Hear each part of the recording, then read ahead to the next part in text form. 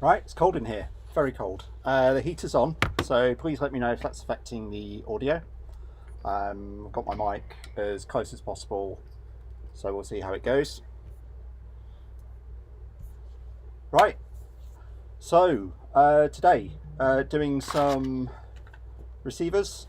Not the most technical thing in the world, but I've got 3 trucks and they're running on 3 separate radios, and actually this is my favourite radio. It's the most rugged, the most waterproof, the most accurate, the most comfortable, the most well built, and the one with the best phone mount for when I'm trying to film stuff. So I want them all to use this. I've charged up the batteries for it and turned it off because it beeps. I'm also charging batteries for going out tomorrow, so we'll get interrupted every now and then by that going off. Let's see. Right, so I'm using the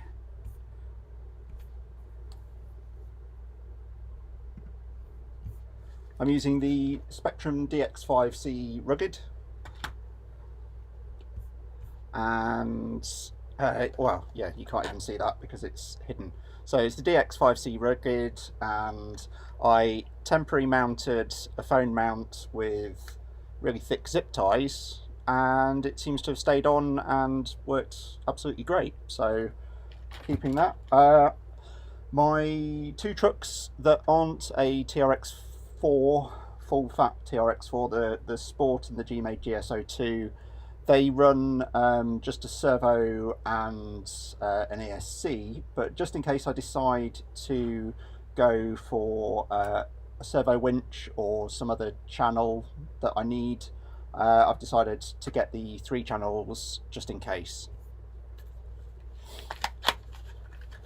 Right, so we'll get one of these open. The other part of this stream is talking about the tyre foams that aren't really foams. So in these wheels I have the Proline dual stage foams, and they're really good. I've got the foams that are the Club 5 Racing foams. Those are really good. But the best foam that I've discovered so far,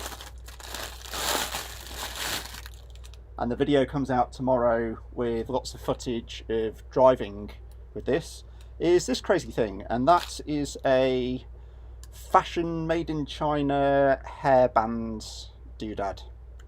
Still don't know the name. They're called bun makers, hair donuts, scrunchies, whatever. And that sort of web mesh material, it starts out really dense, but as you use them and as you scrunch them around, they sort of unpack internally and end up being the perfect kind of filling for a tyre. It's hard to describe. Well, I mean, it's trying to simulate a lot of air, and essentially the structure that they've got kind of simulates air really really well. In the video I'm running the G500. It's got a 3300 kV brushless system. It's running a 10-tooth pinion, and it's got the timing turned up to 10 degrees, so it's doing about 40,000 RPM, 45,000 RPM on a full battery, and it was mental, absolutely mental. Took off like a rocket. The tyres never folded or struggled, and yeah, just basically they're amazing, and they work on heavy trucks as well as lightweight trucks. So this is the Scattergun I'm just getting apart. The Scattergun is a lightweight truck, so it runs as many lightweight things as it can, including keeping the receiver in a balloon, and then just zip tying it to the brain's not working, to the gearbox. And because of that, it saves the 40 odd grams of a receiver, which actually turns out to be a fair amount of weight when your truck is less than 2.5 kilos.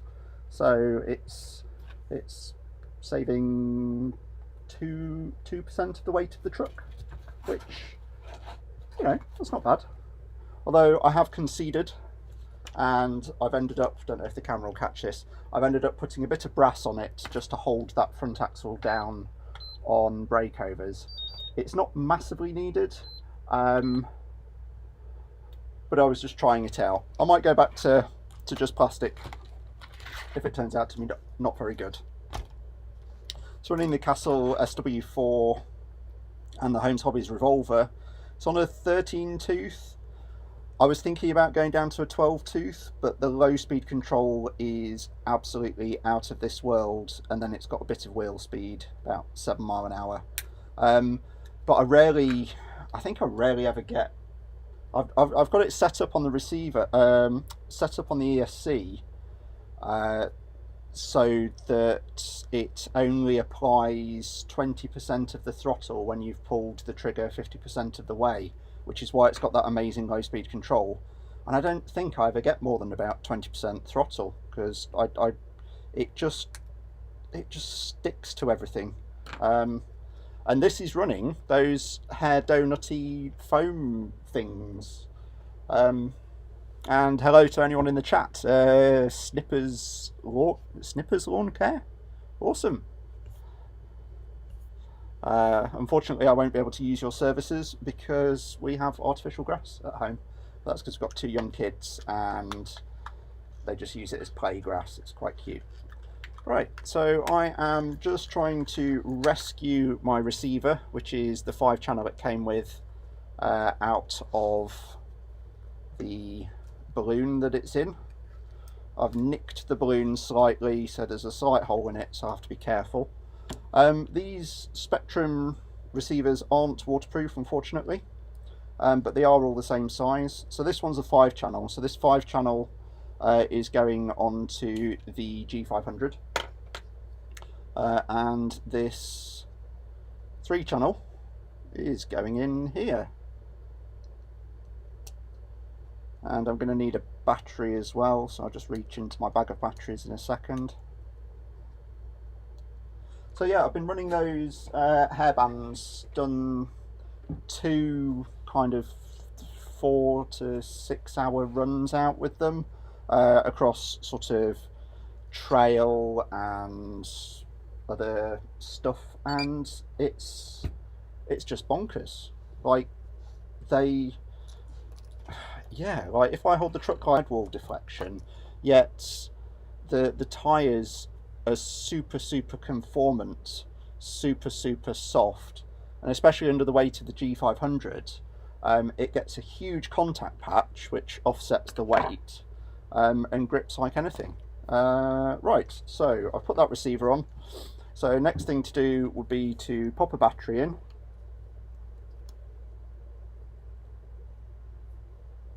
And I've turned on my Spektrum. Ta-da! I'm going to go into the menu and go down to the bind.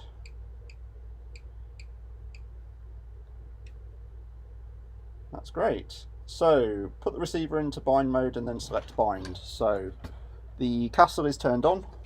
So on the Spektrum there's just a little bind button. That starts flashing, and then I go down and select bind, hit OK, and then hope it stops flashing.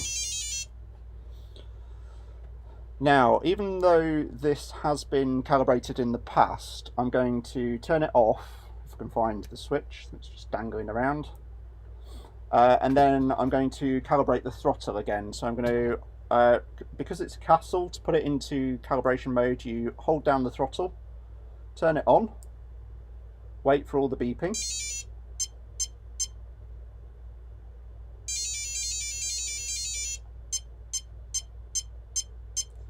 And then once it starts beeping, you then let go. push it into reverse.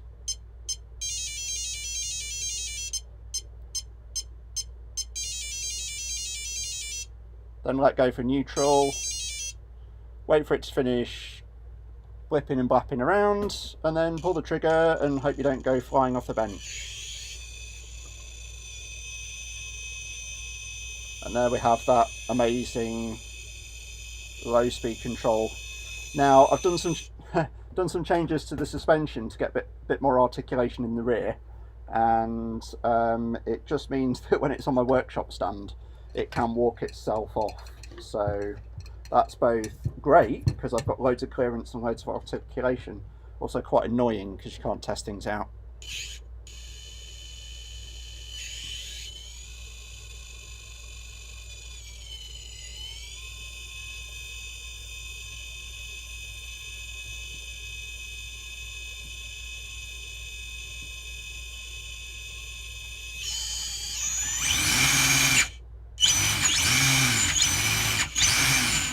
Okay, just checking that forwards and backwards are both good there. Steering's good. Just going to have to set travel and endpoints and trims again, I think. Am I? Oh, actually, no, that's not too bad. That'll do for now. So that's, check everything's set. Yeah, cool. Right, so that's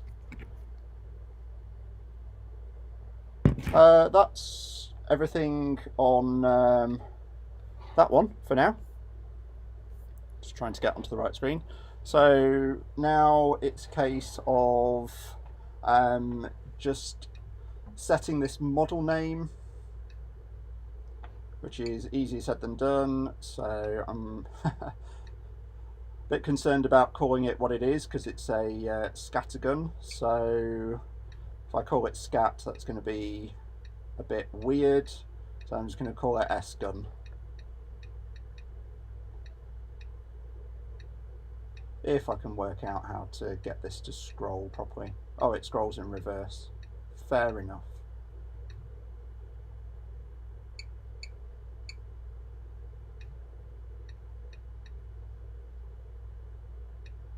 No. Oh, yeah, lowercase. Great. So feel free to ask any questions in the chat. I'll keep scrolling over to it every now and then just to make sure that I'm keeping up.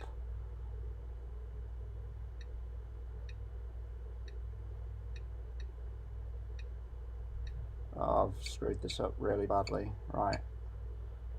So the only downside to this Spektrum is the scrolly interface is a bit of a pain, so setting things can be irritating, to say the least.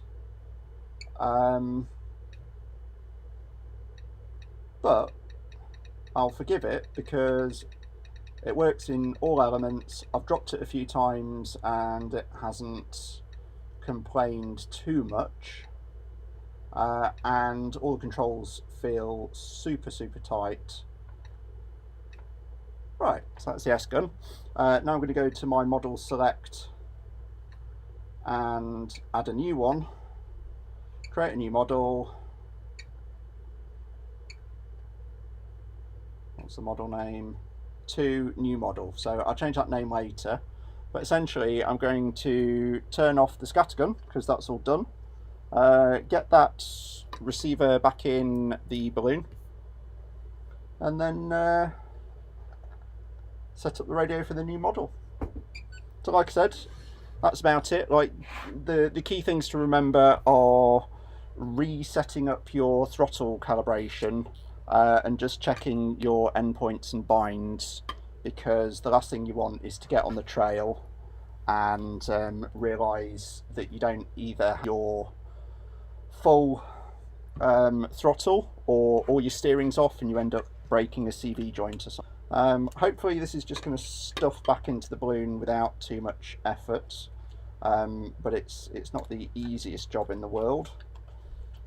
Essentially I stretch the balloon over my fingers, stuff the receiver in, stuff the Bluetooth module just in case I need to change something.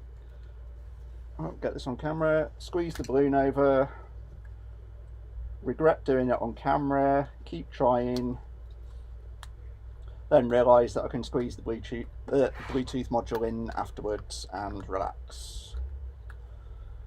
Because doing stuff live is way harder than it needs to be. It's not harder than it looks, it's just you end up getting yourself in weird situations. Right, so I'm going to leave the antenna sticking out a little bit this time. Not that it's made an issue. These Spectrums have quarry where the truck's been quite far away, you know, a couple of 100 meters, and it's not been an issue. Not the neatest job. Normally it sits side by side. Let's see if we can wiggle it in. This is a lot easier if you don't have the Bluetooth module for the castle, but because I don't have a Windows computer, then I can't program it any other way, and also it's nice to have the Bluetooth module on the trail. Right, so I'm just trying to get those cables to wiggle their way in, and just check, because there's a little hole in the balloon. That little hole is far up enough the neck that it's not going to cause me an issue. Right, I had a bag of zip ties. Great. So now it's just a case of zip ties around to stop any moisture getting in. I don't really run this truck in water anymore, but you know, if you go through a muddy puddle or anything, you really don't want it to just stop because you haven't bothered to make it an attempt at waterproofing.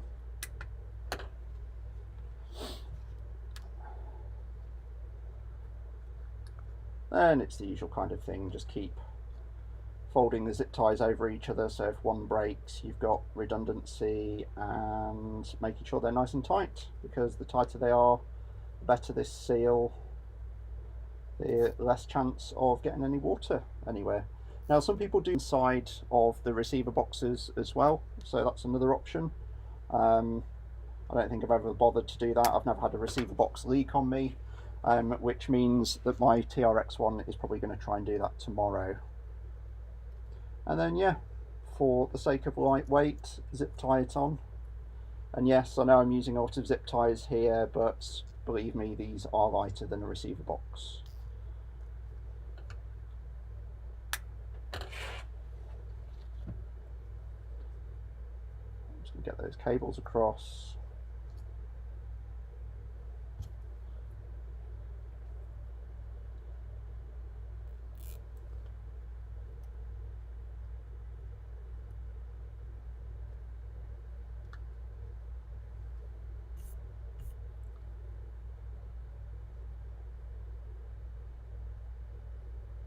Okay. Now YouTube's telling me that it's not receiving enough video or the bit rate's not high enough, but I live in the countryside, so it's being uploaded with the best bandwidth that I've got. And because I looked over at my YouTube, I didn't tuck in this aerial, so I'll just get that tucked in now. So they're all sorted. Right, that's the Scattergun sorted. Now to put that 5-channel on the G500, which is probably a bit more what people are interested in, because this is quite custom stuff and only really applicable to my use case.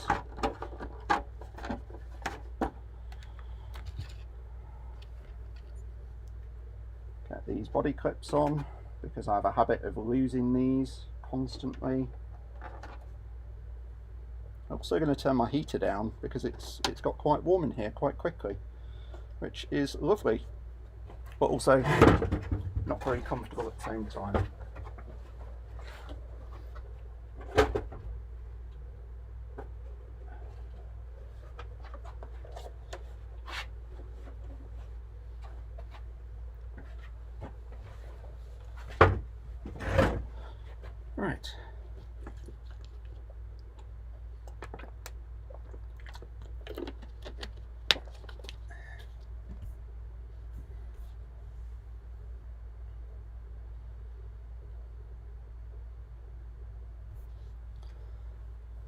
Right, cool. G500 time.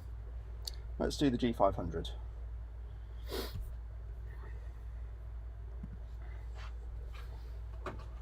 Right, so this monster, God, it's getting heavier. So this has got the axe in it, which makes it stupidly fast. I can't find a reasonable value 9-tooth pinion, so it's running a 10-tooth pinion, and the turbo timing cranked up. So when you pull the trigger in second gear, it goes off like a scolded rat, however fast they go.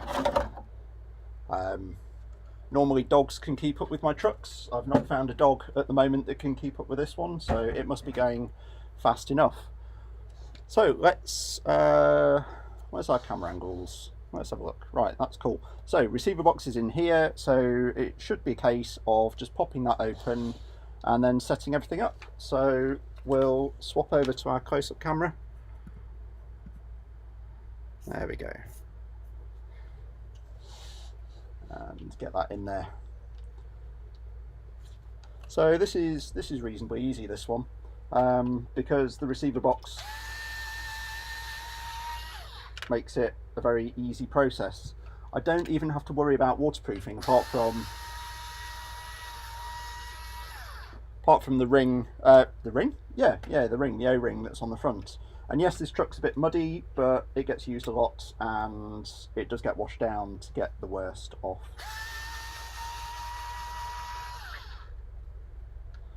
Alright, a rat's nest of cables in there. Now, Traxxas probably glued the ESC in. Yeah. What I don't want to do is unplug any cables before I need to. Because that will make me very, very sad that I have to mess around with cables. What I do need to do is get the antenna out, and that will be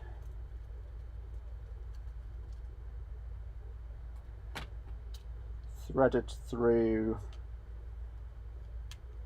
the waterproof bit at the front, so I just need to loosen that off slightly so I can feed that out. Right, try and work out what some of these cables are. So that's the antenna, so I can pull that out, hopefully. Try and loosen that off. I'm not going to run the antenna tube because the Spektrum receiver has such an incredible amount. Just curl the cable up inside of the receiver box and not have to worry about it really. It's not going to have any problems.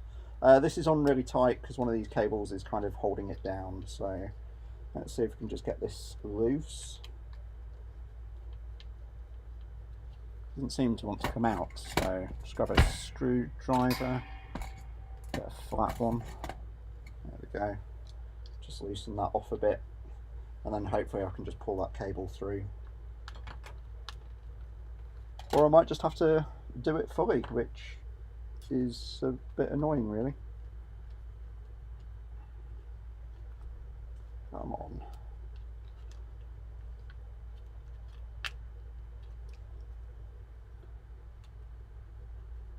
Don't know how that's managed to wedge itself so shut. Right, come on you. Right. So we'll do that back up.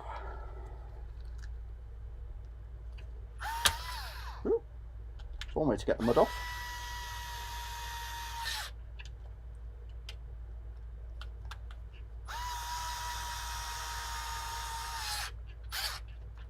There we go, and because we've not taken that off, we're not disturbing anything, so should be fine. Now I've got to wedge out. Oh, that's actually wet in there.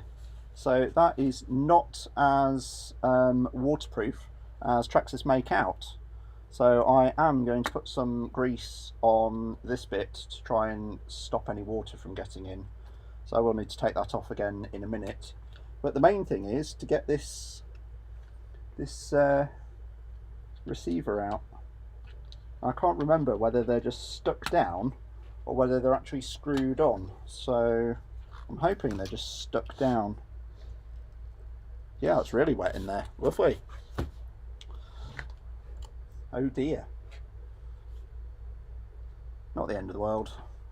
It's still ticking. I did chuck it in the water quite badly a few times, so it's my own fault. There we go. Right. That receiver's out. Let's clean out the water.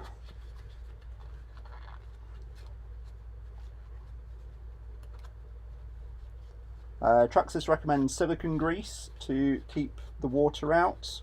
I'm going to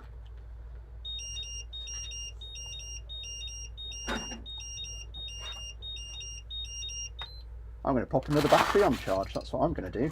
And then I'm going to use marine grease because I don't have any silicone grease.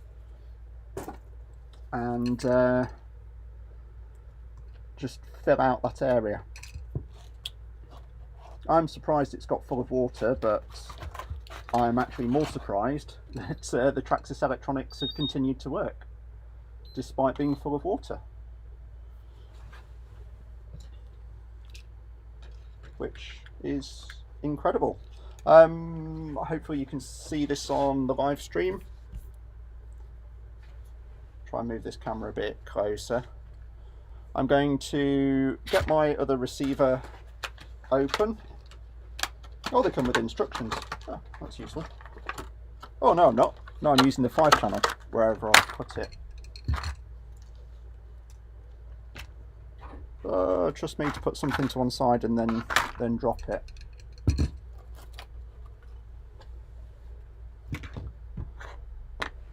This just shows how disorganised I am. I was distracted by the water, to be honest. There we go. There's my 5-channel. So I've got my 5-channel. And I'm just going to undo these one by one. So I've got my Traxxas Lite kit, which is going to go into aux3. In fact, no, it's not. It's not going to go into anything because I might not have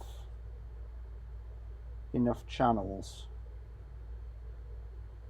So I'm going to start with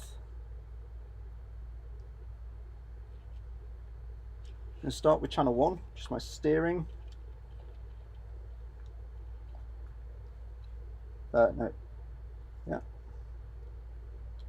Get that into channel 1 of the receiver box.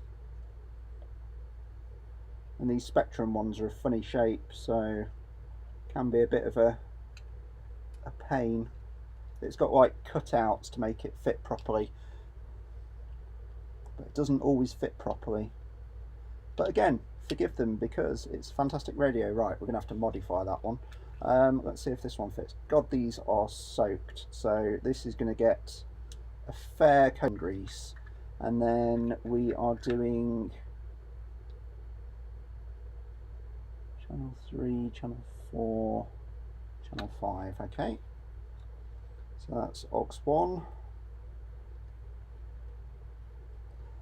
And they don't fit into the Spektrum servo either, so they're all going to need chopping. Great fun. Scalpel. So my camera is not focusing brilliantly. I will see if I can get it to focus.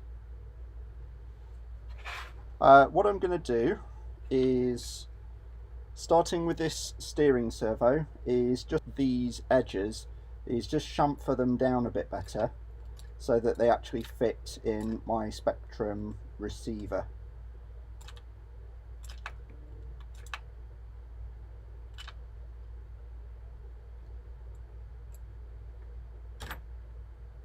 That should fit right.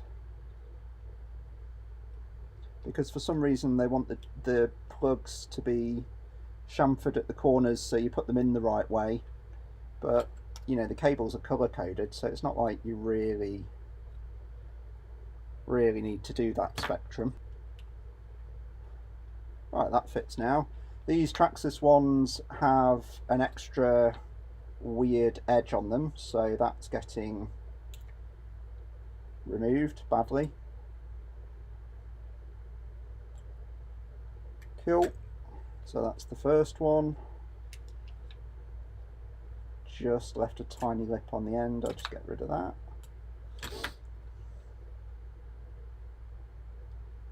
I really don't care about the servo plug. It's whether it fits into my receiver or not, because they're pin based. You know, if the worst comes to the worst, I could just pull the plug off and just put the pins on directly, which I might do as a video actually. Don't know, let me know in the comments or the live chat, whatever you're using. Yeah, YouTube's telling me off because my internet's not as good as it needs to be today. Do apologise.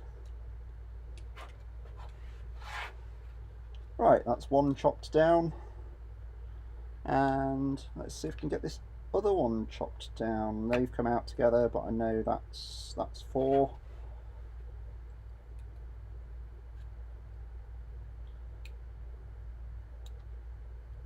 Great, just chop that off.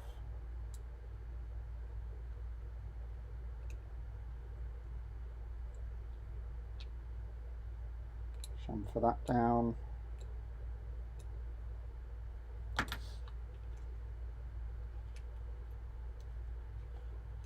Fits in, and then this is the last one. So it's essentially, yeah, it's got like this extra ridge on it, and then it just stops it from fitting into anything else. So that's just getting chopped off. It's only to help people who haven't got any experience put the cables in the right way. Oh, that's a bit much. Exposing the pins isn't a bad thing. They're just a pin and socket system anyway. You can just pull the connector off and pull those sockets out and put them in.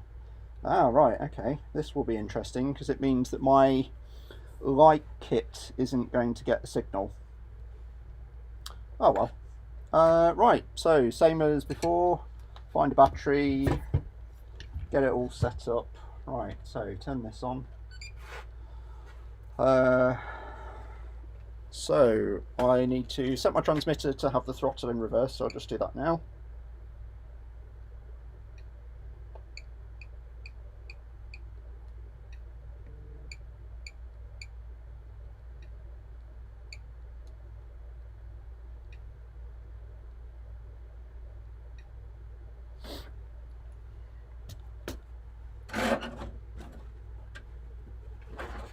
Grab a storage mode battery and one that's going to get charged, and then now I need to do the Hobbywing throttly calibration thing that I made a mess of last time, but before I do that I need to just turn it on so I can bind it.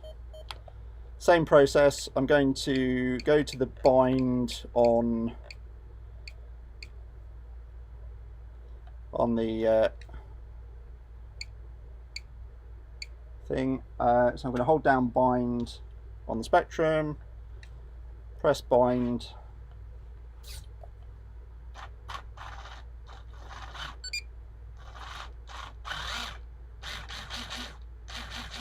oh, and for some reason my pinion's wrong, so I will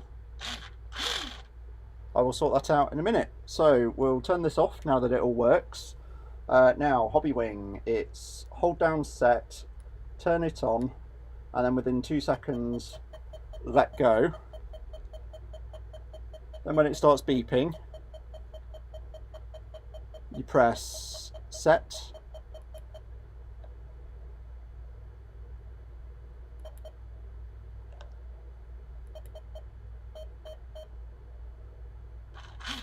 cool.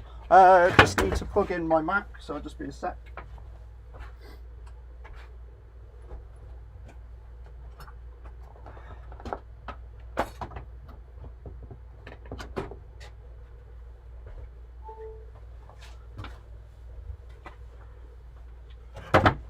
Great, and settings or endpoints or anything else, I'm going to try and see why it's not turning any wheels, which was a shock to me because I thought I'd set it up correctly.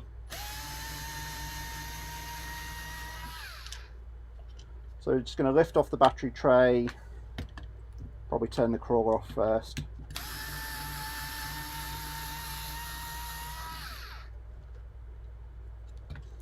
Yeah, crawler's turned off, so I'll just drop it down, make it a bit easier. Right, yeah, you should be able to see that. Let's have a look. Right, so can lift up the battery tray, can get this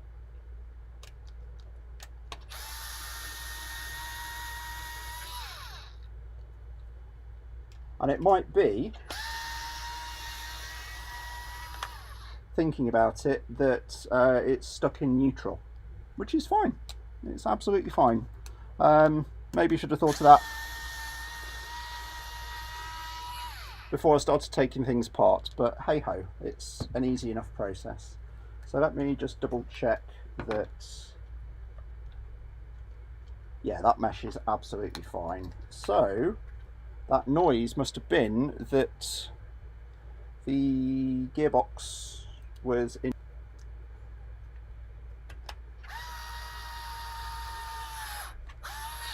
So now we need to map some buttons to some channels and make them do things, which is going to be interesting for me because I've never done this before with the Spektrum. I've just plugged it into 2-channel stuff and it's dead easy.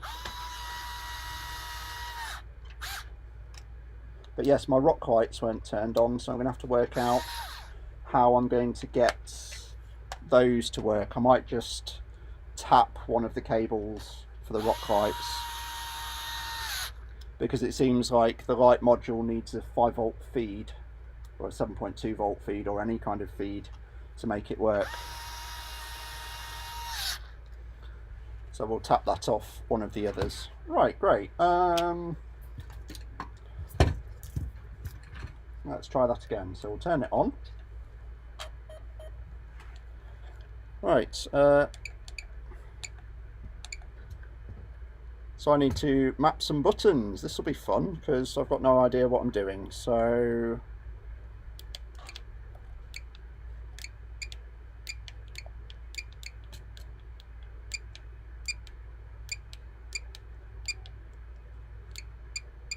oh, that's interesting. Right, so my all my buttons are just completely mapped to the wrong thing. So I'm going to assign some auxiliaries. So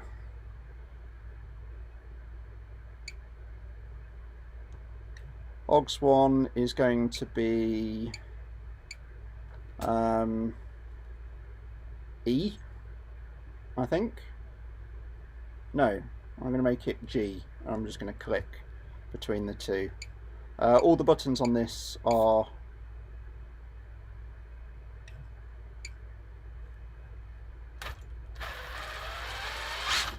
okay.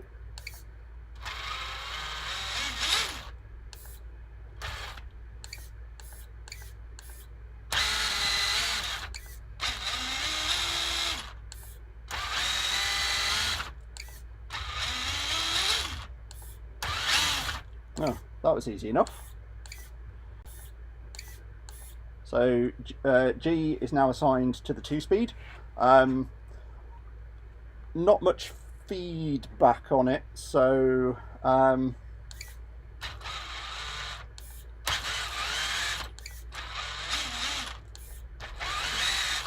yeah, not much feedback into what gear you're in, but I'll work out how to do that in a minute. Now I'll do, well, I'll do the menu system on camera, I guess. So this is the DX5 Rugged,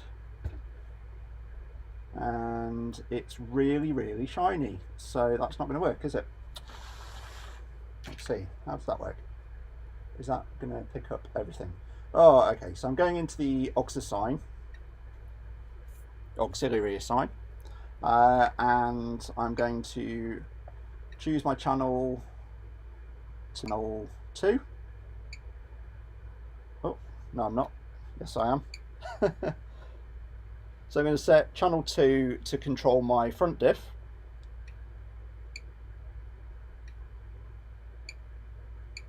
I'm going to make the input E, and then it gives me a mode, and I'm going to set it to be 2 position. Oh god. Right, that's in low gear.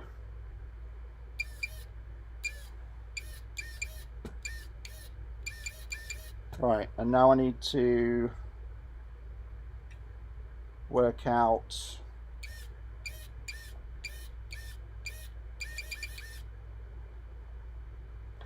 so that's an unlocked diff and that's a locked diff, but I need to work out how to have it unlock the diff, which will be interesting. Turn off momentary, so I push it forwards to unlock, pull it backwards to lock. Oh, that's easy enough. It would.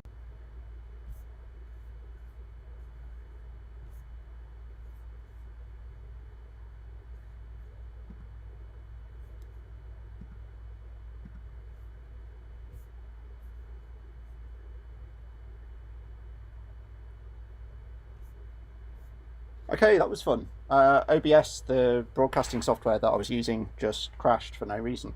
So what I was saying was my front diff now is independently controllable from my rear diff. So that's really cool. Just going to see what different modes I've got. Yeah, so I've got 2 position and 3 position. That's quite cool. Okay, right, and then I'm going to set auxiliary 3 to be the next one down, which is F. So that's cool.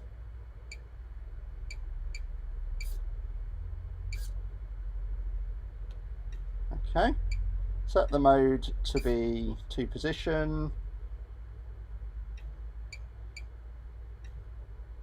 Set momentary to inhibit. Ooh. So push forward is lock, push backwards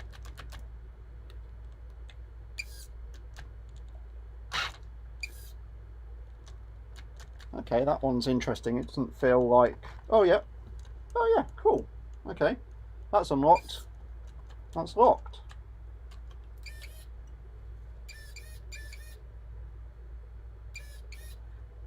Oh, they're interfering with each other.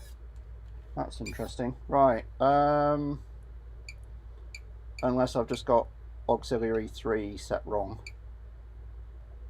Oh yeah, okay, cool, that's set to momentary again.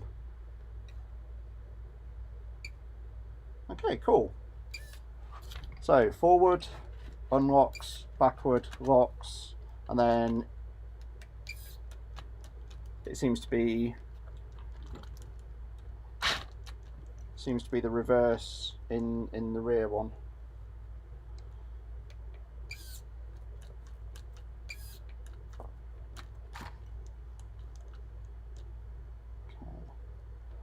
So yeah, I just need to work this out, which I've never done before. So let me come a bit closer. So the challenge I've got is the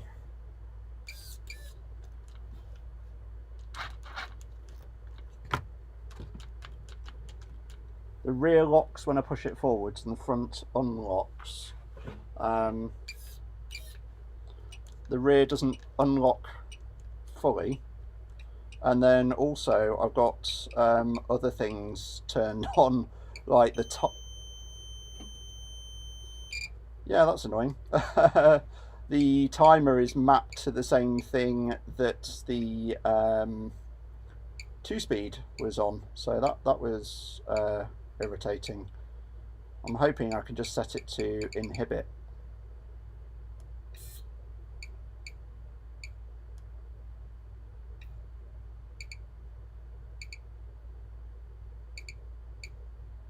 Yeah, cool. Okay, I've turned the timer off, so that's not going to mess me about. Right, so now I just need to set endpoints and travel. Okay.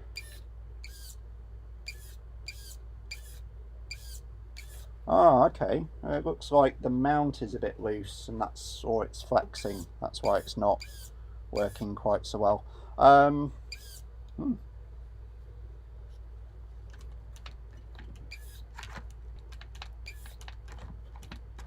Yeah, it doesn't unlock easily. Maybe that's because I've been thrashing it recently. Cool. What am I going to do? I think I'm going to set one of them to be reversed. So I think if I push them forwards, I want them locked. So I need to go into my reversing and reverse AX2. So AX2 is now locked, AX3 is now locked, and that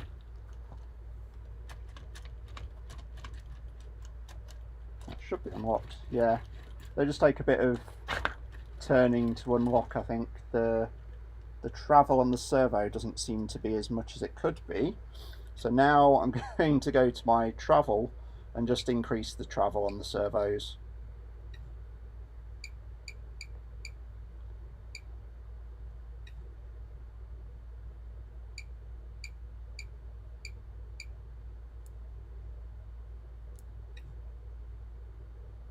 It's a very clicky interface.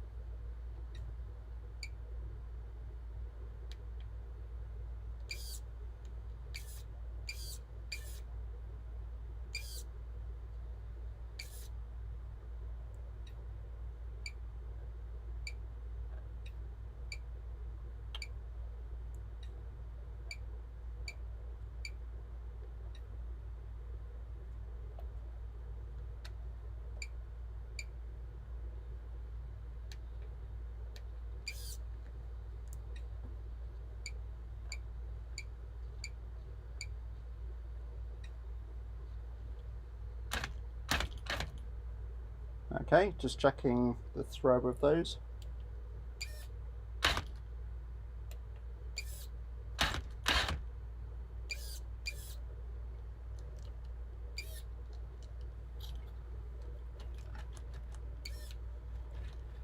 Okay, great. That's all bound. Throttle's all sorted.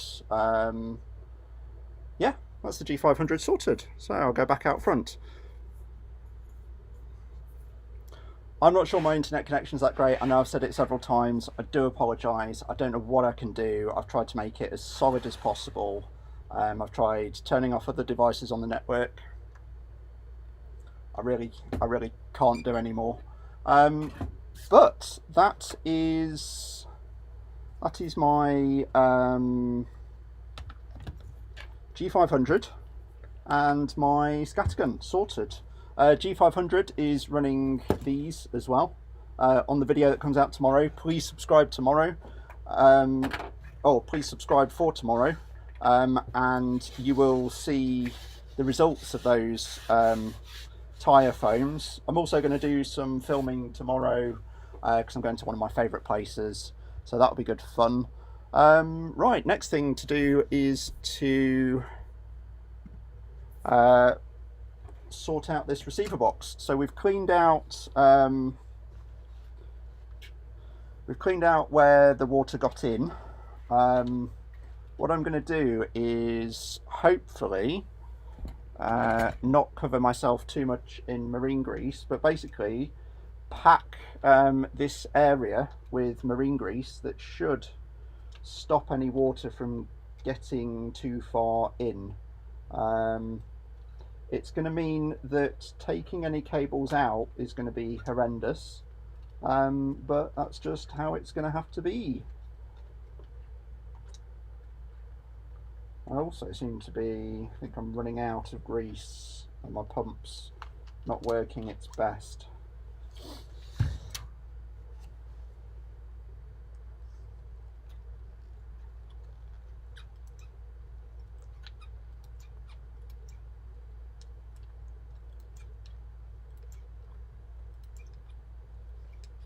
slightly off camera because I'm just trying to make sure I do a good job of it.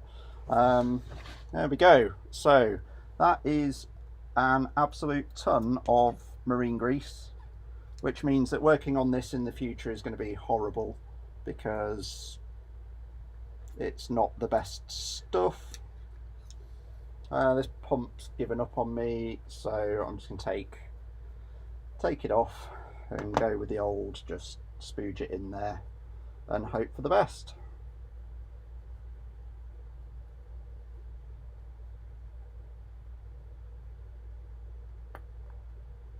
Right.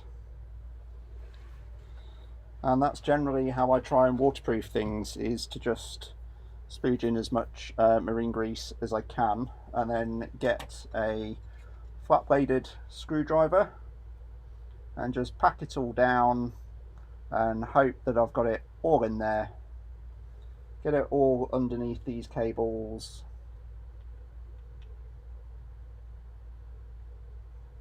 and it should, if I can get the air out. The main thing is getting the air bubbles out and making sure it packs in properly. Get in there. Right, that's all as packed in as possible. The sheer fact it's like squeezing out the sides means that there's not much space in there. It's great. And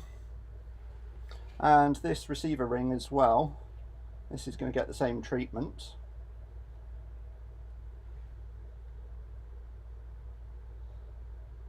So marine grease is a lithium grease, silicone is best, but this is what you can use should you need to. I'm just going to grab some towel and basically cover this ring with this lithium grease. So we'll take a bit of that and just paint it all over and just hope that it's nice and covered.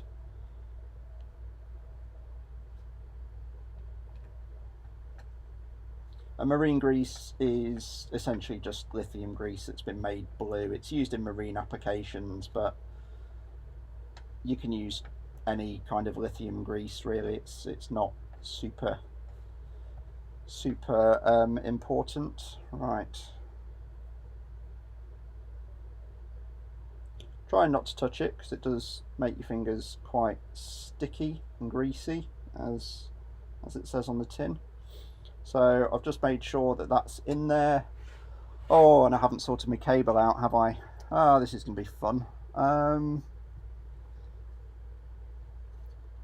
Bit of marine grease on the side, just make it slide over the rocks better.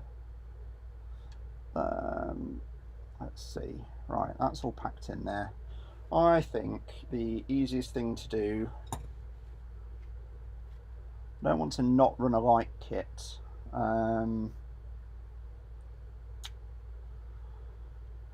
I could tap one of the servos, I could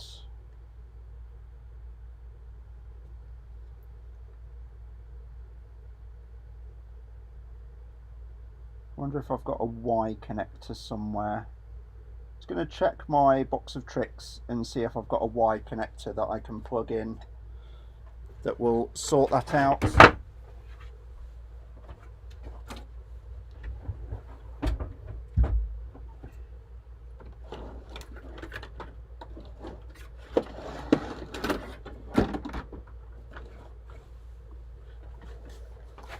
Right, got my box of odds and ends. Let's just see.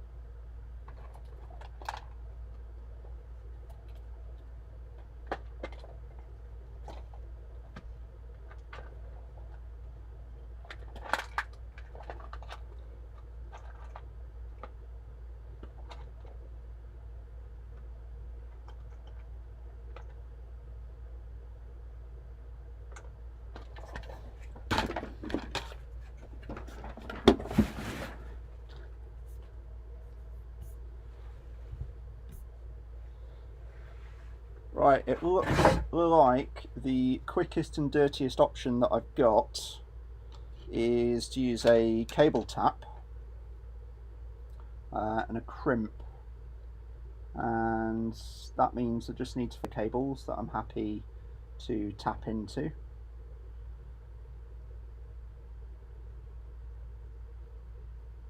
And then I will just tap in the power for the light kit.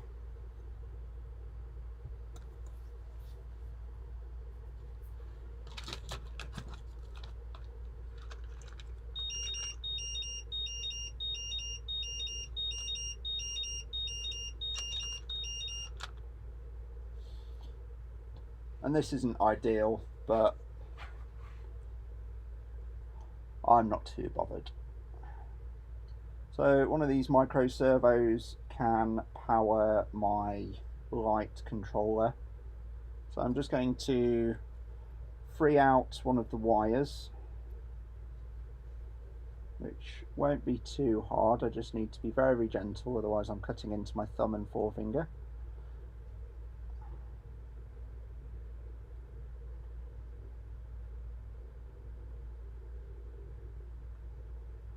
Okay, easy peasy so far.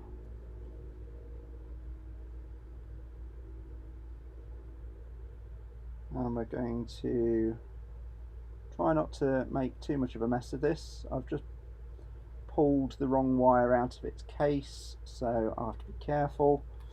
I do have some electrical tape, so I'll just pop that on.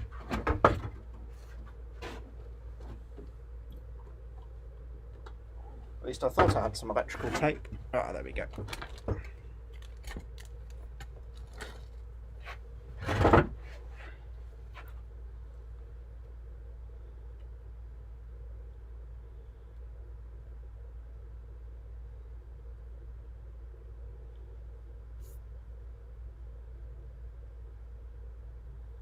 Right.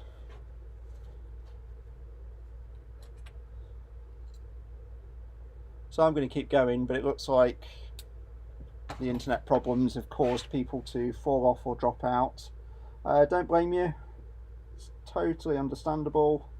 I'm just sorry for my super rural internet not holding up to the demands of a modern world.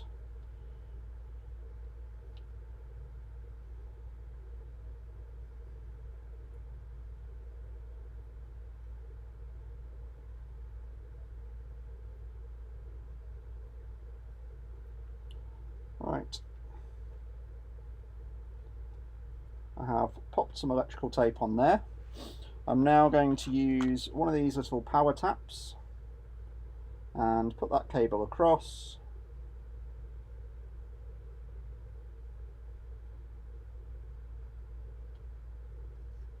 When I close the tap and give it a bit of a crush, that should be hunky-dory.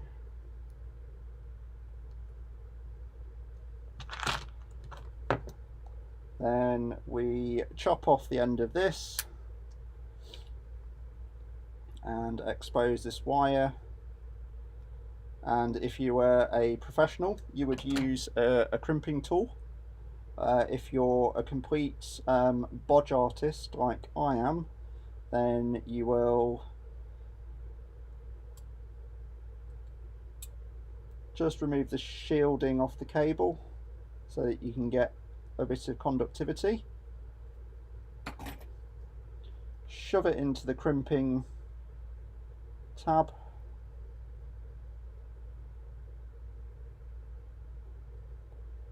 And then just crush it with a pair of pliers and hope for the best.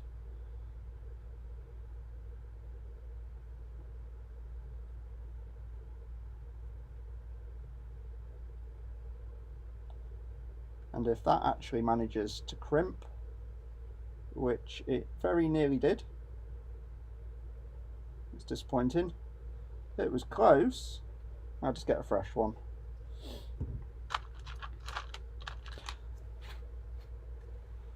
And I'm covered in lithium grease as well, so we'll get that sorted.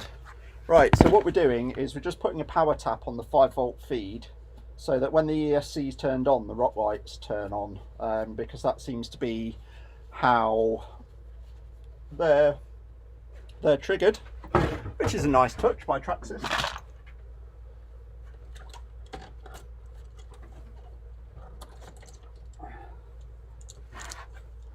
And in order to do a proper job, I've got my crimping tool out, so we'll try this again.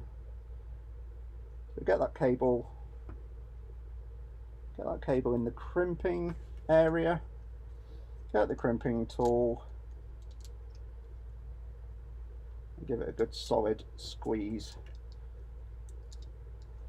And this isn't a professional tool, so it's made an absolute bodge job of that, but if I can get it to crimp with enough force that I can wiggle it, that should be fine. So now when I plug this in, I've either just screwed one of the servos that will allow me to turn, or I have got some working rock lights. So let's see. There we go. So I've got a power tap.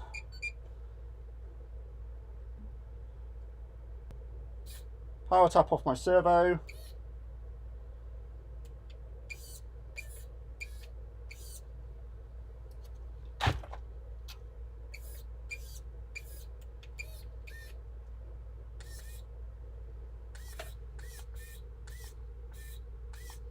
For some reason my OGS one has turned itself back to momentary. So I'm just going to set that up to not be momentary.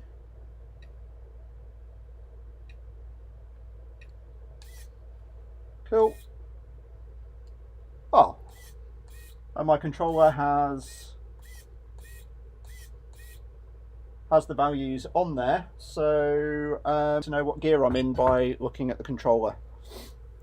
I also know what gear I'm in by the fact of whether it decides to launch itself up the nearest thing that I go for, because it goes a bit quick in second gear, as you'll see if you look at some of the videos. I think the new Milladam video should be the one. I'm doing one of Coxley Woods at the moment. Now I'm just going to try and squeeze everything inside. It's full of marine grease to try and reduce the ingress of water. It's got marine grease in the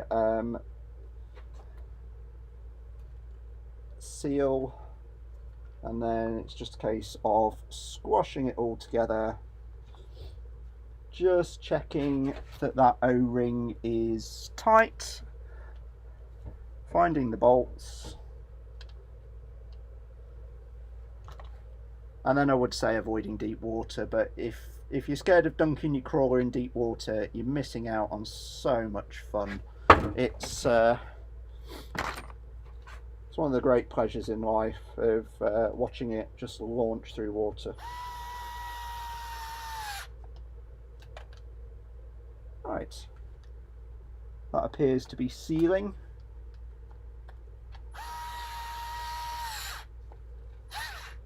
And despite absolutely terrible internet, make sure that's seated properly. Despite absolutely terrible internet, I've managed to get that done quite quickly. So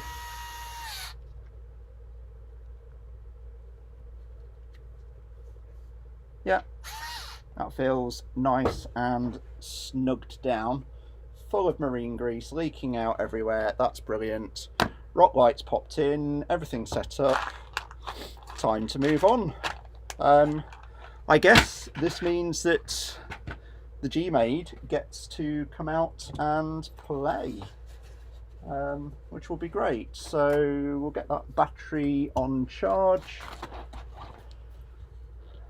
I've lost track of how many batteries I've charged, so I'm just going to keep charging them because I want to have fun tomorrow.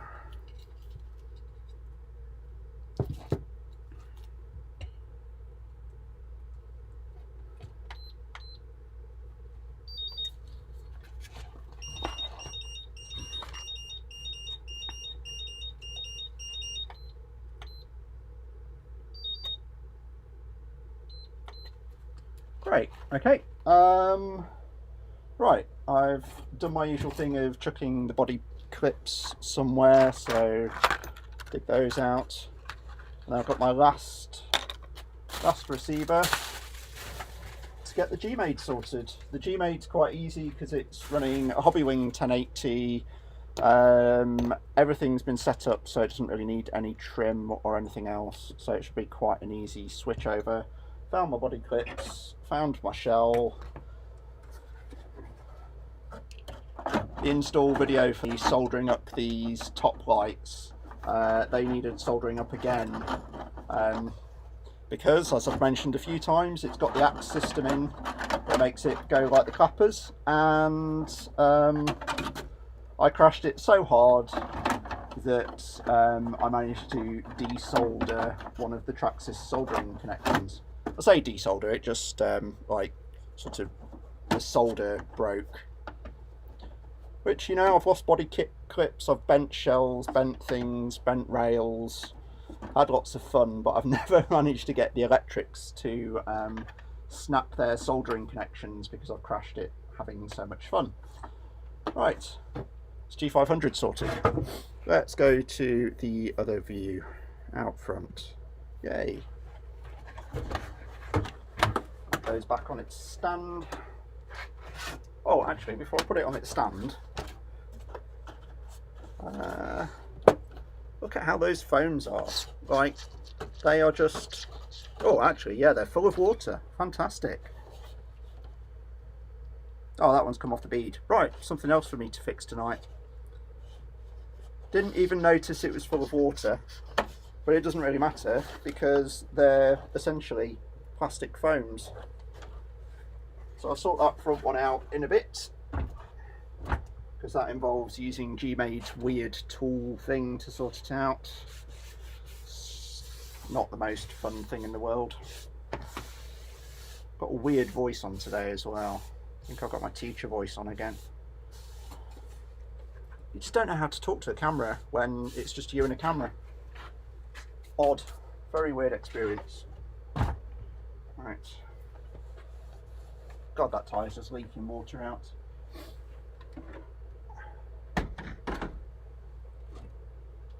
Right, GMade time. As usual, it's in pieces.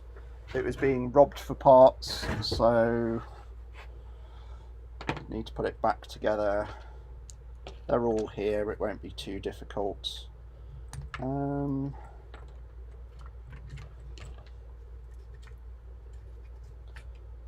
Right. So motor needs to go back in on with the motor plate. So just do a bit of reassembly.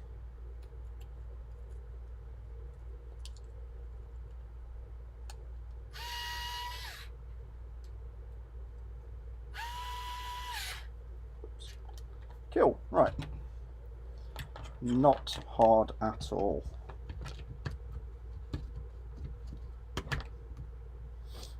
Getting that receiver to stick back will be the hardest part.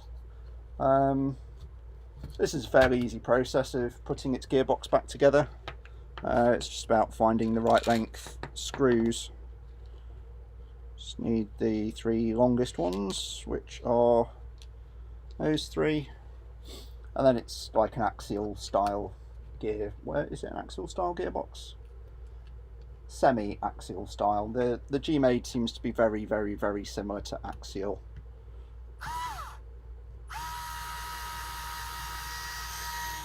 With the exception of being reliable. Axial's reliable. Way more reliable than a GMade. It's just too easy to break anything on crawler.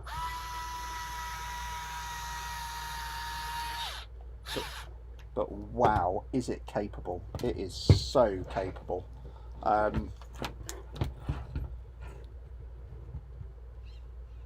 mean, it's got lots of hop-up parts, and yeah, the aluminium balls that are part of their hop-up parts, they're terrible in the UK. They wear so quickly.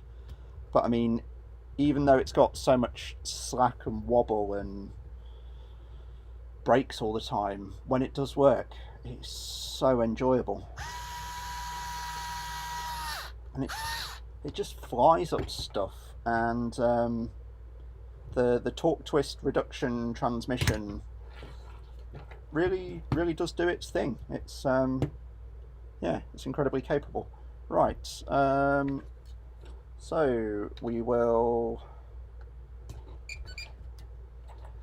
get our receiver onto the servo side, get the servo in.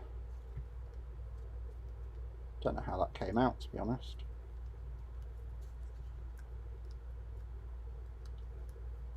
This will probably want marine greasing as well, so I'll undo this a bit, fill that full of marine grease.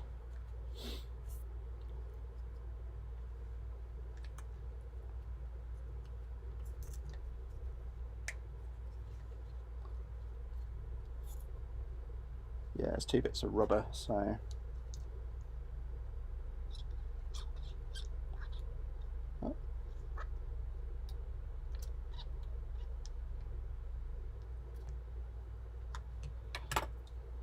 oh,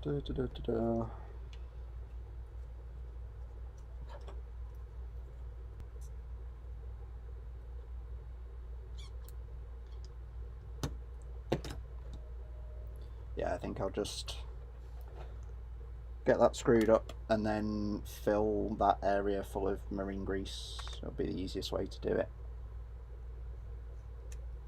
Get cables in the right place.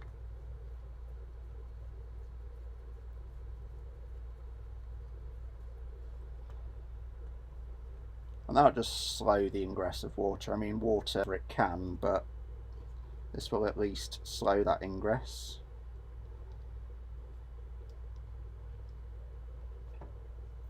All I'm going to do is just squirt it in wherever it fits. Cool.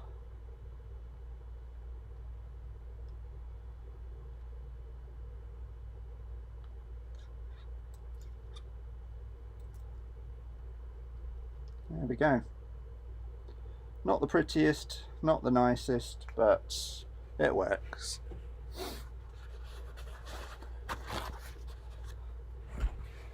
Oh, the stream quality is just terrible. I can see it playing back to me. I just don't know what to do. Don't know what to do.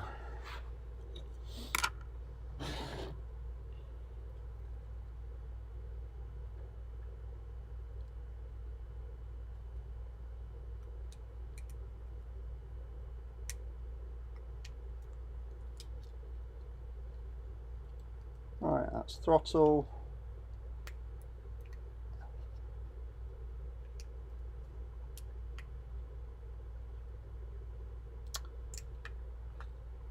Servo doesn't want to go in, so we'll just trim that again. All we're doing is just increasing the size of the shoulder on the plug. Nothing special, just following the same contour, just making it a bit more.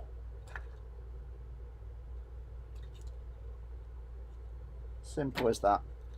And that just bobs in. There we go, cool, right. Usual process, plug in a battery, bind it all together. Need a battery, big bag of batteries. Great. So I'm going to turn that on, set this to a model select.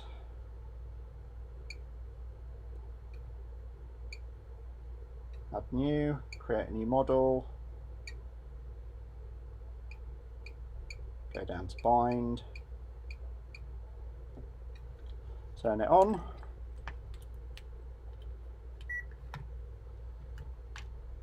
hold down the bind button, wait till that flashes, go down to bind,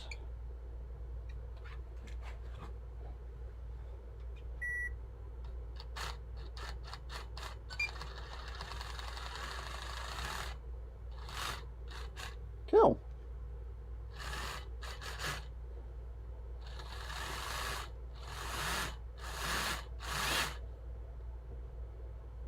Right, receiver's reading 7.4 volts. Going to turn off the timer so I don't turn it on by accident.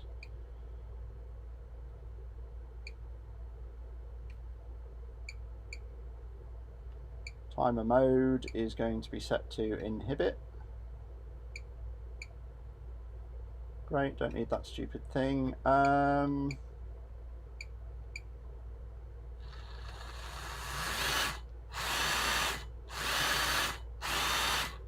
Right, I'm going to follow their instructions, set the throttle to reverse, because that's what Hobbywing asks you to do. Let's tell me all the normal stuff. Right, so same thing with this, turn it off, hold down set, turn it on, let go of set, you've got all that beeping. So you press set to confirm neutral, hold down full throttle, press set again.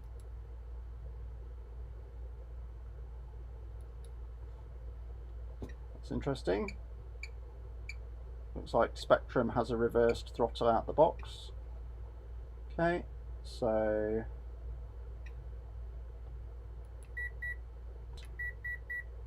let go.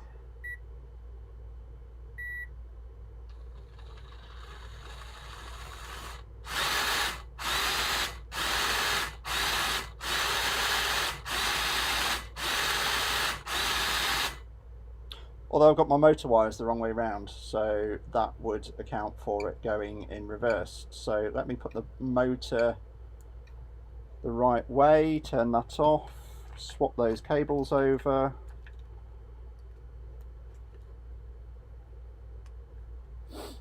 Okay, do the same thing, turn it on,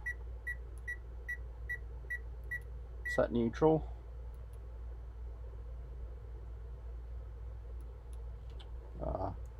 Doesn't like that, does it? Okay.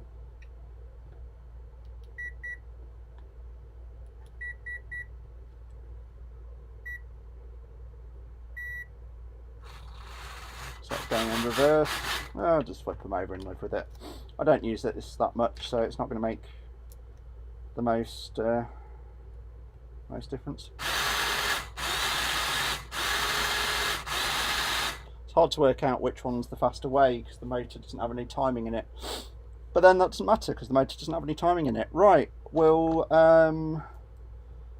get this aerial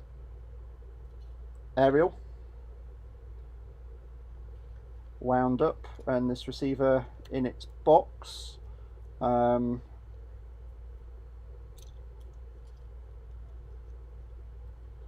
Looks like this is going to require me to get mucky fingers again unless I can get this grease to go all the way around.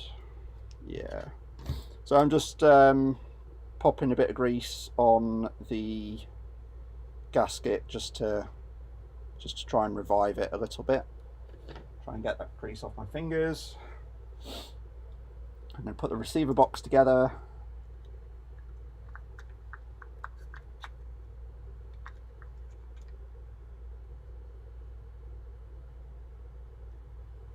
Try and remember which way round it goes. Yeah, that goes to the front. Okay.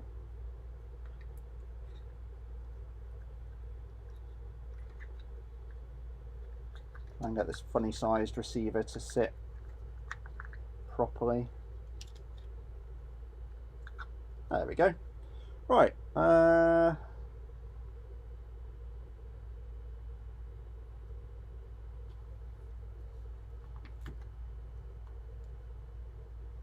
That's about right. Cool. Get all of these together, fix it all up, and then I'm going to sort out that GMade wheel, which is on the G500, which is full of water.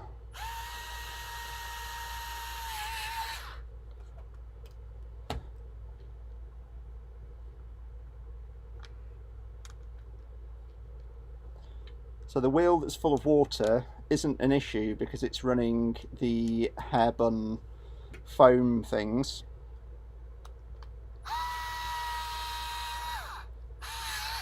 And those hair donuts, water doesn't affect them because they're just made out of plastic. The only way it affects them is the air in between gets displaced by water. So instead of being a soft, springy foam, they're well, they're just a mushy plastic mess, but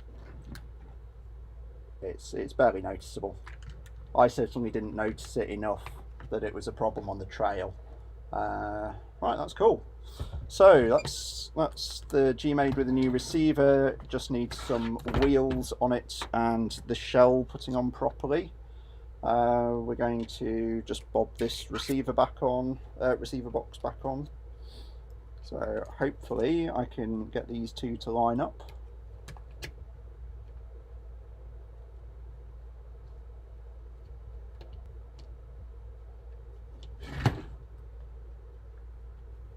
There we go, helps if I actually look at it. Right, so that's sorted, and oh, missed. Great, that's sorted. So what wheels to put on it? Do I put the Proline dual stagers or do I put the Louise Roundies? No, I like the stupid wide wheels, and that's what the dual stagers are running. So got my drill to put my wheels on, and then we'll do that last wheel, and then that's probably enough for me today. Yeah, it's 9 o'clock, so I need to be going soonish.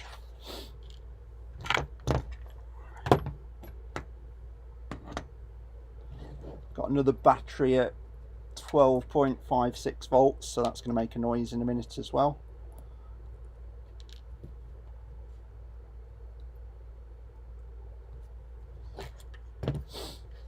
Right, so Proline dual stagers on, well, Louise Roundies on Proline dual stagers.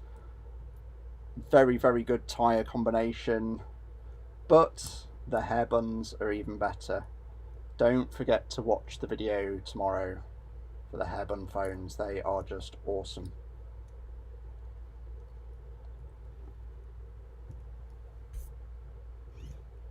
Right.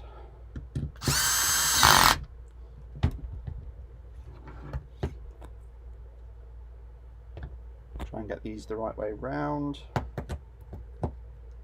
They are a directional tyre, and I run the front and back in different directions to try and make the fronts grab better.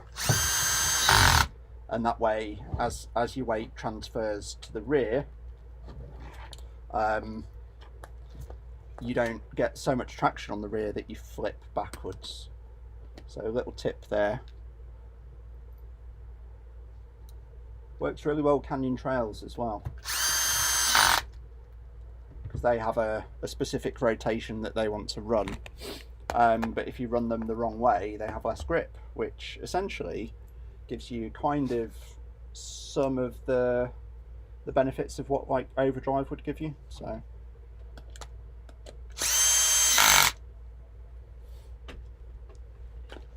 well, you know, like the Scattergun, you could just run 30% overdrive and just monster up stuff. It does affect its side hilling, but only when it's got to such a stupid angle that everyone else has already fallen off the hill, so you don't really care.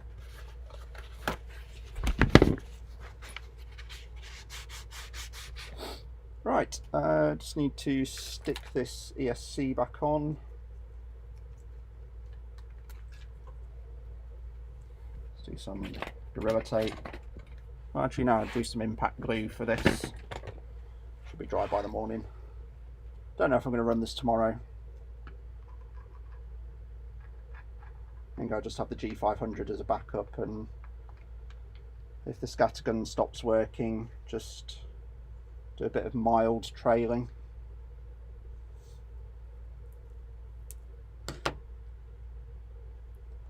Right, there we go. So that's impact glued on. Just need to hold it for a moment while it just starts to set. and we do the G500 wheel, and then that's it. And in fact, no, I'm not going to run this tomorrow. I'll just run the G500 so it can go back on the shelf.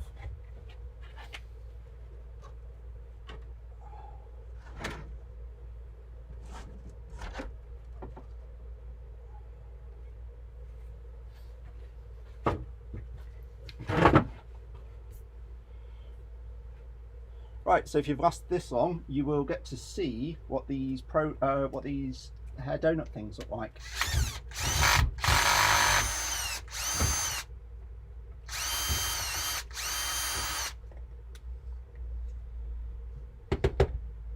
Because it looks like, yeah, this wheel's just come off the bead. So I need to find the little adapter. Sure, I carry one in my trail kit. There it is. And let's get a nice close-up view. Not sure how well this will work. Hey, that's not too bad. Right, okay.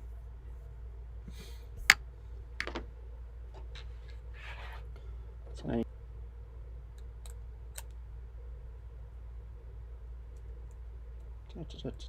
need a 2.5 mil. Right, so this tool just goes on here and just basically gets these fake wheel nut things off.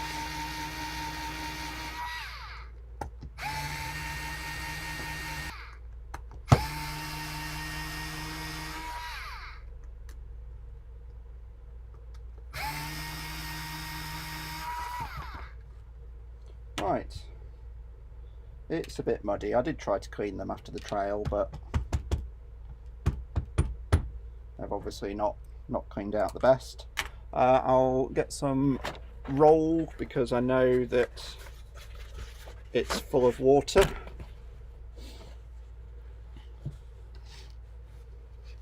So these are the hairbun things, and what's happened is my beadlock's slipped. Oh, there's like mud in underneath the beadlock. Amazing. So if you've ever filled your tyres full of mud and have them still operate as normal, then you must be running some fairly cool foams.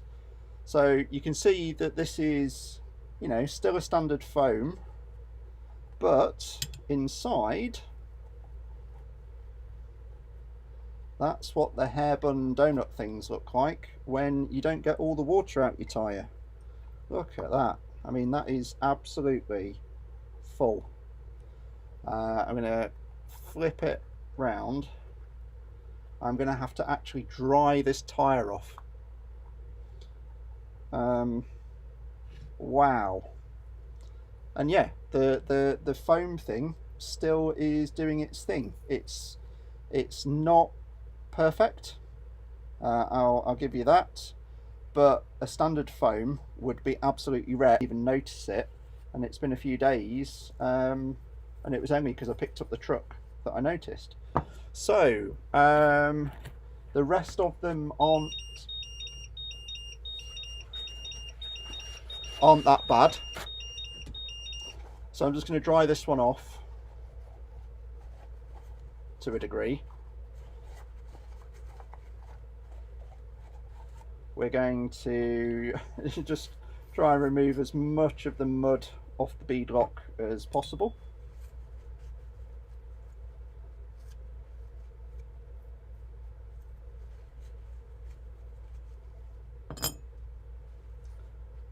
Cool. And then yeah, I had no idea that had that amount of water in, and it's still, like, it's not like a foam would be. A foam would be absolutely destroyed, whereas this is fine. It's obviously had a bit of a hammering because the hole on it is giant compared to a normal one, but that's because I'm running that crazy axe system. And actually, when these are in the wheel, they do expand a bit. It's only because I've pulled it out that it's an issue. That's going to go to one side to dry. we're going to take all this muddy water and get it off our surface.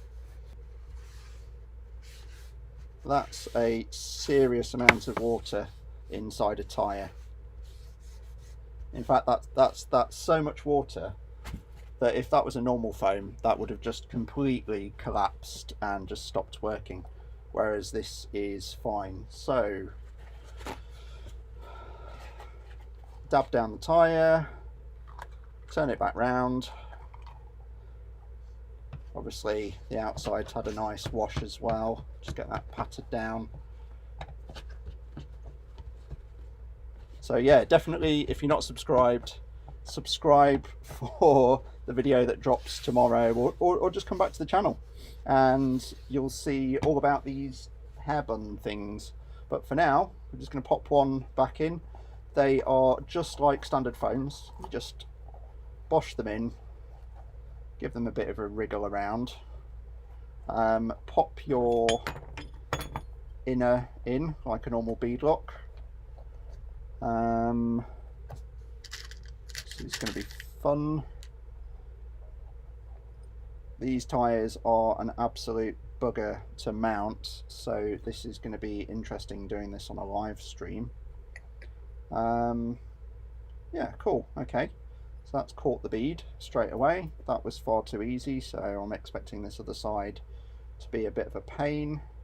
That's all I'm doing is just pushing that hairnet out the way so I don't trap it on the lock part of the bead lock.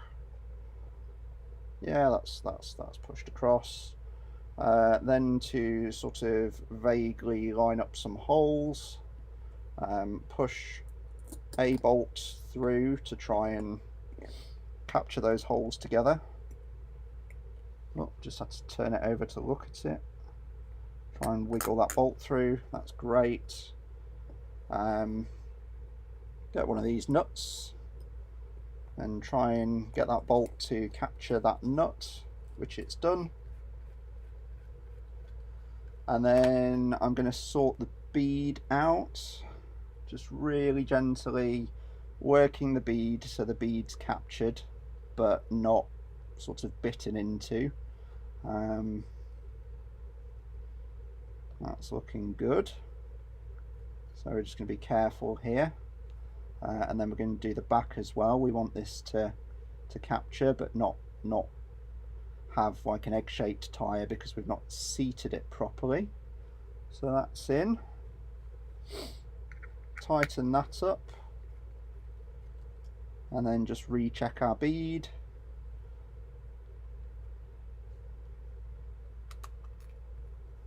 And then, holding it still with an Allen key, get two of these nuts and work them through the holes so they help hold it still. Put our fingers on those. Try and see if we can get the bolts to squeeze in.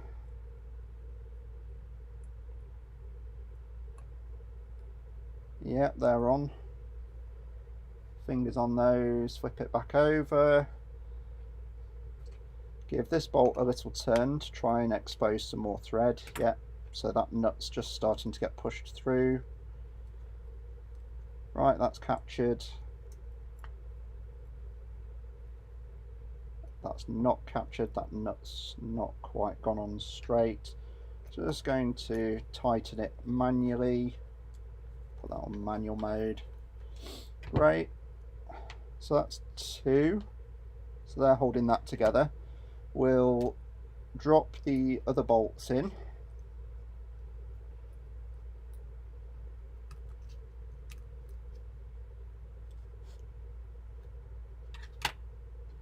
Working our way around now. So we should be able to just get those in. If you've got bead locks that have just Allen bolts, this should be a lot easier. But the trick is to get the hub seated, get the bead seated, and then work round slowly and carefully. Don't try and do too much at once or one side or anything else. It's slow and steady, and they're generally quite easy to put on. Okay, so that's now all captured. So I'm going to get this bolt out. I'm just supporting the nut on the other side. Pop that bolt on, screw that in, and then I'm going to do these by hand because I don't want to screw them up. So now I'm going to give it about enough turns that it just starts to resist. There we go. So we're not tight yet, we're just looking for a bit of resistance. Yeah.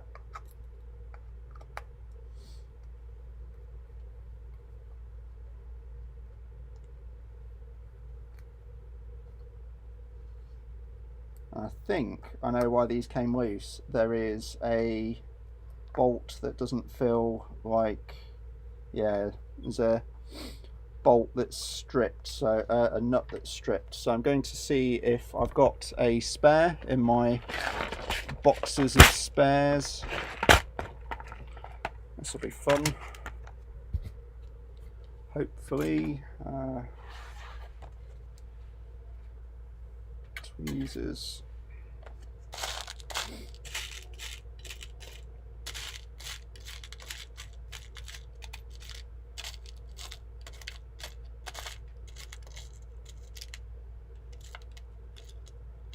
Hopefully I can find one. Yeah, that looks like it might work. Seems to be the right size.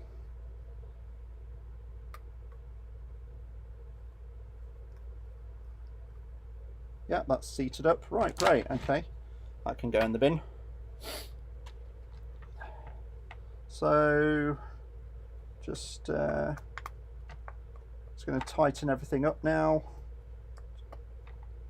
So now they've got some resistance, they're all getting about half a turn, and that has just snapped. That is annoying. And that'll be why I'm having so many issues with these, because GMade bolts are made of cheese. So I'm going to do the others up and then work out how that's going to be done. I mean, what I should have done is just replaced all of these with just hex driver bolts, but they are quite scale. They do look quite nice. Right, they're all tight enough for me. The bead is on. The bead is spot on. Just want to make sure I've done them all. Yep. Oh, let's see if we can find one of those piddly little bolts. Let's see if we can get that nut out as well, because I don't want to throw away something that still might work. Okay, great. So, do I have any more of those?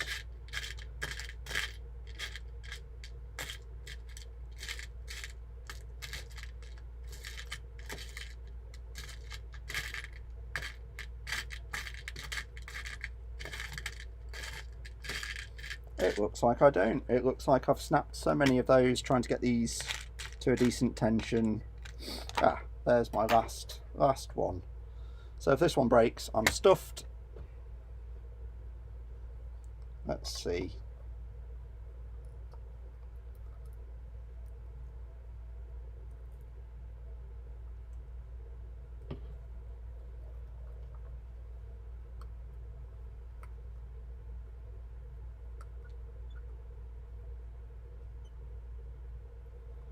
Alright, just need to get that bolt, that nut to sit in its recess properly. There we go.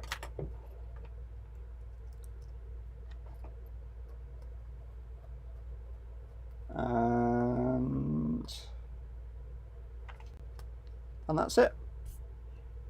That is sorted. I am sorted. I've put all my crawlers. Go back to the front. Turn off this close-up camera. Get ready for tomorrow.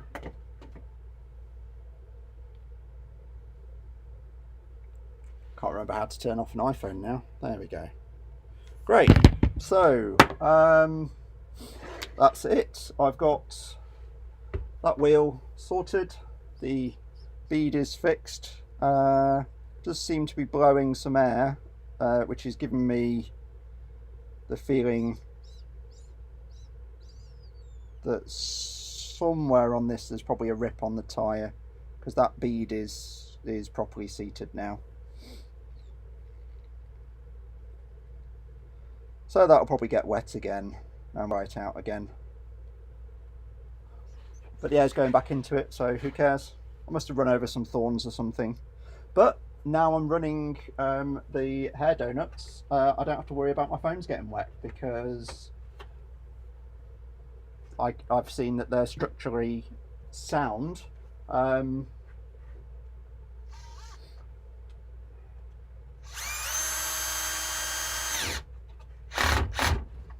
I only did that because the bead itself had popped off. Right, that battery is one I was using for testing, so I've got enough batteries to last me tomorrow morning, which means I can get all packed up. I can go inside for my cup of tea, and I will see you all next time I'm streaming. And thank you very much for tuning in. If you want your Just Scaling merch, this all will be available soon, and if you don't, then fair enough. Please remember to like this video, chuck any comments in the comments if you're watching it on playback, and subscribe if you want to see more stuff like this, hopefully with a better internet connection.